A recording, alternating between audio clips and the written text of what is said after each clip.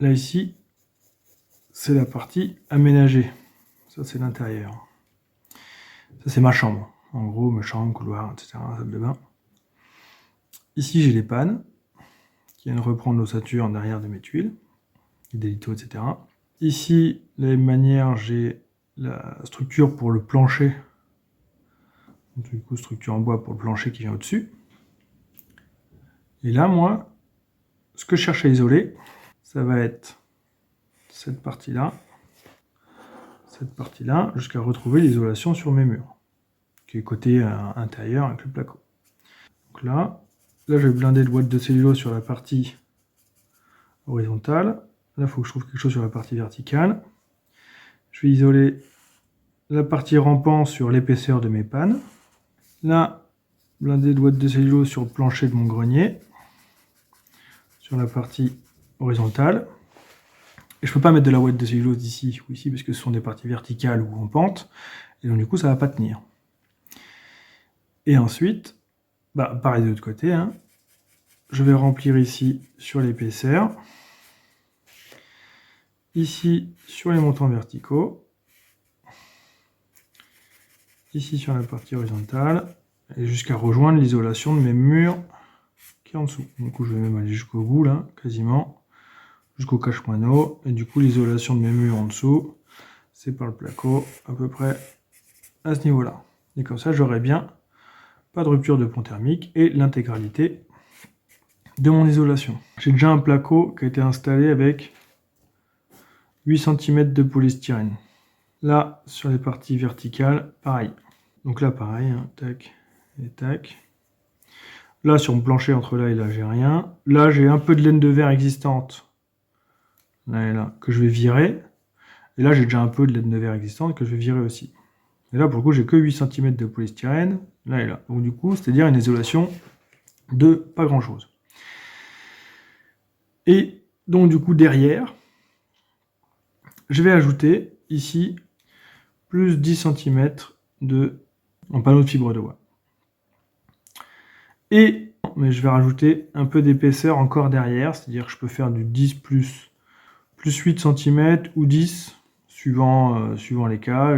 Ici, là, je vais ajouter plus 10 cm, plus 8 cm. Je le fais en deux fois, c'est pour ça, à chaque fois je le fais en deux couches, c'est plus simple.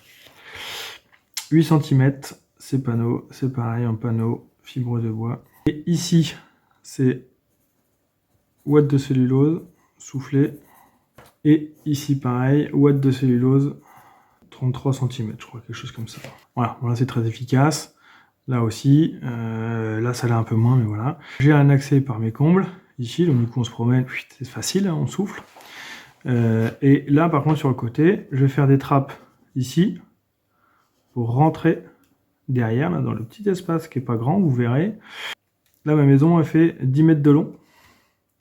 Du coup, pour rentrer ici, amener mes panneaux, me faufiler au bout des 10 mètres de long, réussir à les glisser entre les chevrons, entre les pannes, ici, les insérer, c'était pas simple.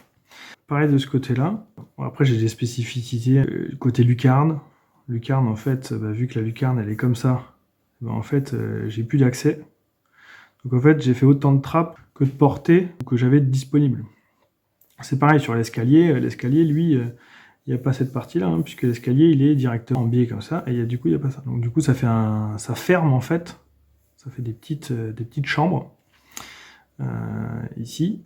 Et donc, du coup, j'ai fait autant de trappes que j'ai fait de petits espaces. Ici, j'avais aussi accès par les combles ici. Du coup, hop, je me faufile ici, j'en mets un bout, je vais par au-dessus, je vérifie que c'est bien positionné, je rebourre aussi ici, et là, je viens combler avec des panneaux qui sortent un petit peu. Et ensuite, je viens souffler ma ouate à hauteur. C'est pas moi qui ai soufflé la ouate de cellulose. C'est une entreprise, franchement, c'était absolument pas rentable que ce soit moi qui le fasse, étant donné ce qu'il proposait en termes de tarifs. Avec les CEE, là, c'est pour racheter les pollutions des entreprises, etc. C'était quelque chose qui était vraiment pas cher. C'était moitié moins cher que la matière seule, donc j'ai pas trop hésité. Par contre, ils savaient pas faire ça. Voilà, et sur l'escalier, bah, du coup l'escalier c'est pareil, vu que c'est la travée, j'ai pas d'accès en fait, sauf casser le placo sur toute la longueur, ce que j'ai pas voulu faire. Donc là, j'ai accédé par l'extérieur, j'ai enlevé toutes les tuiles, et j'ai inséré tous mes panneaux sur toute la hauteur, jusque là. Ce qui fait bien aussi ma continuité thermique tout du long. Quand il y avait des Velux ici, des fois mes Velux étaient à cheval entre deux pannes, et donc du coup, de part et d'autre des Velux, j'ai dû ouvrir le placo, mettre de l'isolant et refermer derrière. Pareil sur mes lucarnes, si je repars sur une lucarne, là j'ai mon toit hein, avec mes tuiles. J'ai isolé le haut de la lucarne, j'ai dû isoler devant, ici, là il y a ma fenêtre, hein, et en assurant bien ma continuité thermique sur ce qui part au toit. Je pense qu'on a fait le tour succinctement du projet, ça a marché, c'était un peu long, un peu fastidieux, mais je suis très content du résultat. Voilà, cet été, on n'a pas dépassé les 26 degrés là-haut, alors qu'avant on dépassait les 35, on va dire. Donc franchement, c'était vraiment efficace.